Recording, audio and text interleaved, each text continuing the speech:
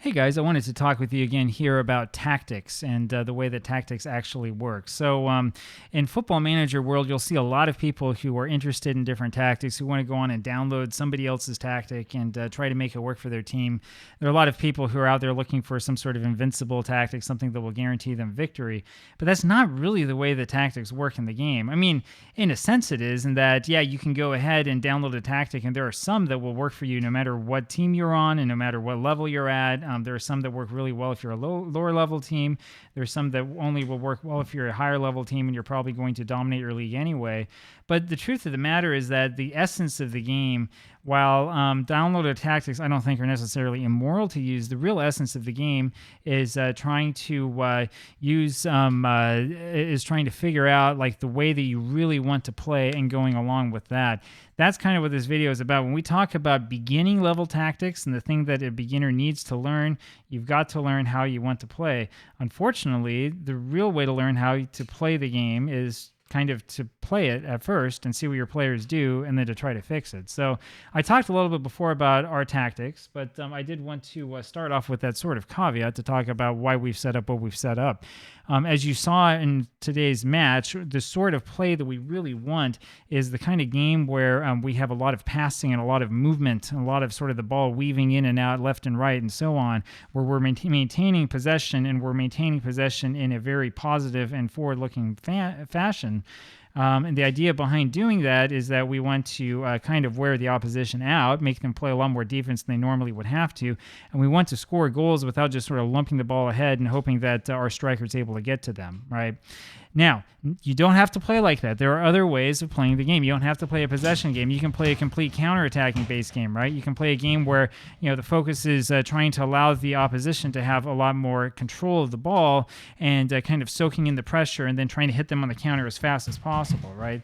There's a whole bunch of different things you can get into. In fact, you could even say that there's a whole meta game. I'm not just talking about a Football Manager meta game. I'm talking about, football itself. There's a whole meta game that's out there in terms of the way that tactics work, in terms of the way that tactics can be defended against, and in terms of the way that you can, really get into an attacking movement. And you can make something positive happen.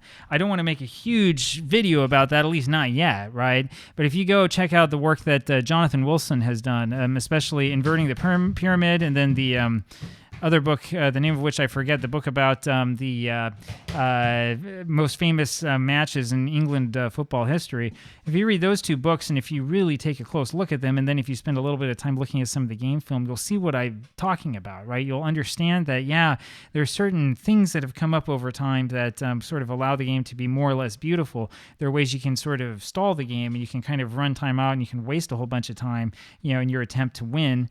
I think about, the way that Spain used to play, I'd say about a decade and a half ago, that used to drive me nuts. I'd watch them in the World Cup and think, okay, here's the best team in the world, and I'd be like, I feel like I'm going to fall asleep, right? And there's a reason why they're playing that way. There's a reason why they're trying to just sort of wear the opposition out before finally getting that final goal, right?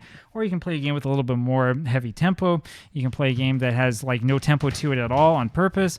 There's all sorts of different ideas and different ways to play it. That's one of the reasons why it's so fascinating. So there are different things you can do. There are different ideas you can try out as well, right? Instead of having attacking forward, for example, we could have like a false nine who kind of drops back deep into midfield. We could put another shadow striker here on the other side of him and see if we could get, 30 goals for Lingwanda and 30 goals for Lutu, right? That's another option that you could have, or maybe more goals for Kalliope coming out of the Segundo Volante role, right? But that's not the way that we're going to play, right? So the way that I designed this tactic and the thinking behind it was that, as I said, I wanted to have a lot of good flowing passing. I wanted to have a game that was focused around the striker, who was Toa Maile.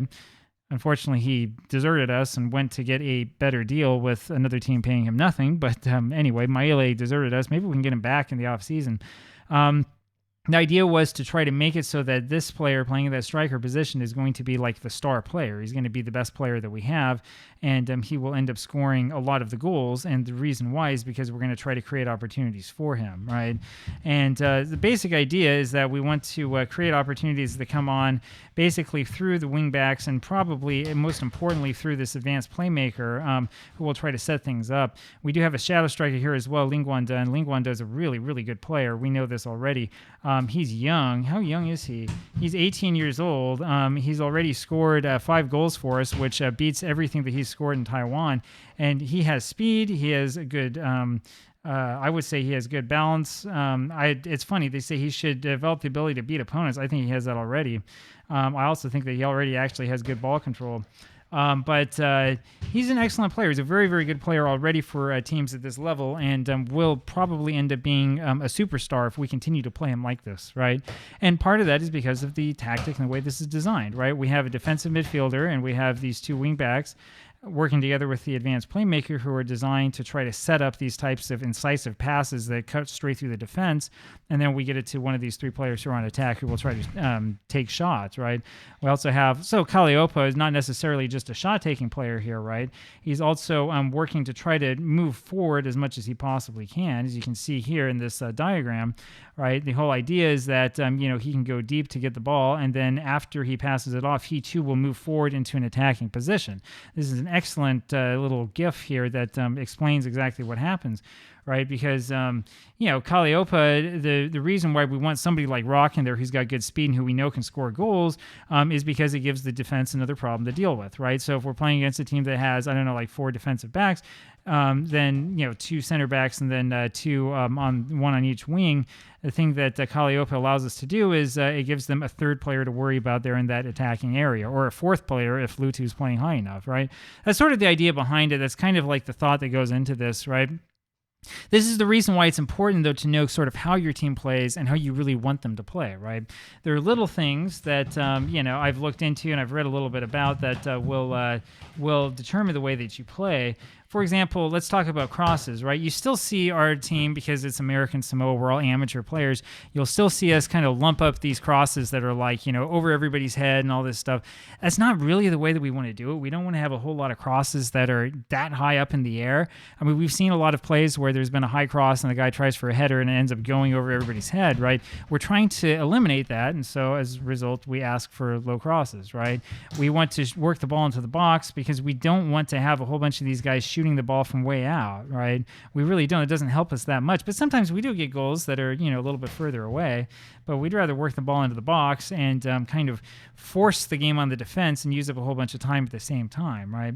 Other things are the passing directness. And I was doing this a little bit last season as well. Having the directness of passing be much shorter and be direct means that we're going to complete more passes, which means that we will dominate the game even more. Now, tempo, we could probably play around with the tempo and make it much faster if we wanted to, but we don't have any need to because we're better than the other teams, right? That's one of these things where I would argue it sort of depends upon that metagame that is kind of difficult to see until you've played a couple of times and you realize that, hey, we could dominate the game. We could dominate possession in every single game that we play and play sort of like Bayern Munich, right? Playing against their domestic opponents. And if we're going to dominate the game, then there's no need for us to be in a huge hurry to do anything. Let's slow down the tempo and make sure that we have good passes that make sense instead of trying to force things at the opposition. So you can see that, kind of the pace that you want, the way that you want to play will determine a lot of these settings, right?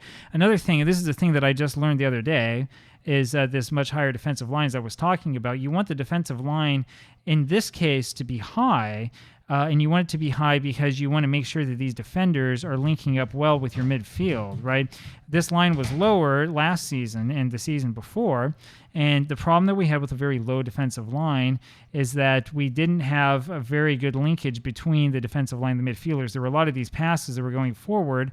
There were actually 4 players back here, and a lot of passes that went forward that ended up being intercepted, or we were trying to play on the side, so we would bring the ball up here, and then get ourselves into sort of a mess and then not really kind of know what to do and have nobody up here who could sort of direct play and say what we're going to do.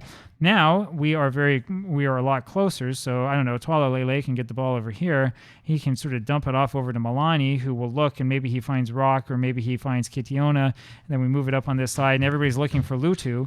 And as soon as you get the ball into Lutu, that's when things really start happening, because you have 1, 2, 3 players who will get up into this position and you can get a shot off and you can really attack the defense that way. That's the whole concept behind the team.